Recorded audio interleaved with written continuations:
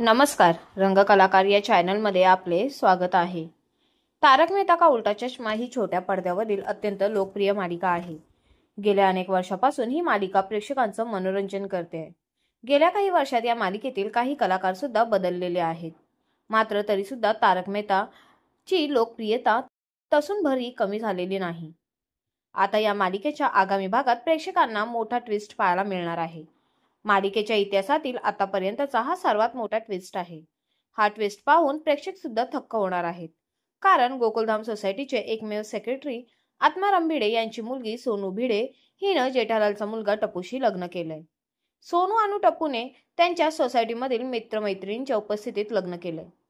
तर या लग्नाला विरोध करणारे भिडे मास्टर हे त्यांच्या पत्नीसोबत थेट पोलीस ठाण्यात पोहोचले आहेत। सोनू आणि टप्पूच्या या लग्नाला त्यांचा स्पष्ट विरोध आहे। सोनू ही आत्माराम भिडे आणि माधवी भिडे यांची मुलगी आहे, तर टप्पू हा जेठालाल आणि दयाबेन यांचा मुलगा आहे। टप्पू आणि सोनू मंदिरात लग्न बंधनात अडकतात। त्या दोघांना पाहून भिडे खूप नाराज होतो। इतकंच नव्हे तर त्या मुलीला आणि जावयाला आशीर्वाद देण्यास तो नकार देतो। दुसरीकडे बापूजी आणि जेठालाल सुद्धा टप्पूकडे तक्रार करतात की त्याने त्याच्या आई दयाबेनच्या उपस्थितीत लग्न केलं नाही। एकुलत्या एक नातवाचं लग्न पाहण्याची इच्छा बापूजी बोलून दाखवतात। भिडे आणि माधवी त्यांच्या मुलीला समजवण्याचा प्रयत्न करतात।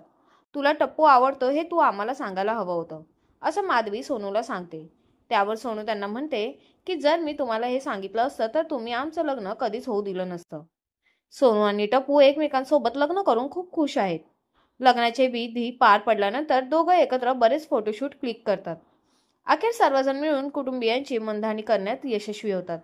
इतकंच नाही तर घरी परतण्याआधी दोन्ही कुटुंबियांसोबत टप्पू आणि सोनू गरबा सुद्धा खेळतात। हा संपूर्ण एपिसोड पोट धरून हसवणारा आणि तितकाच मनोरंजक आहे। तर हे खरं तर घडत नसून भिडे मास्टर स्वप्न पाहत असावे असा अंदाज काही प्रेक्षक व्यक्त करत आहेत।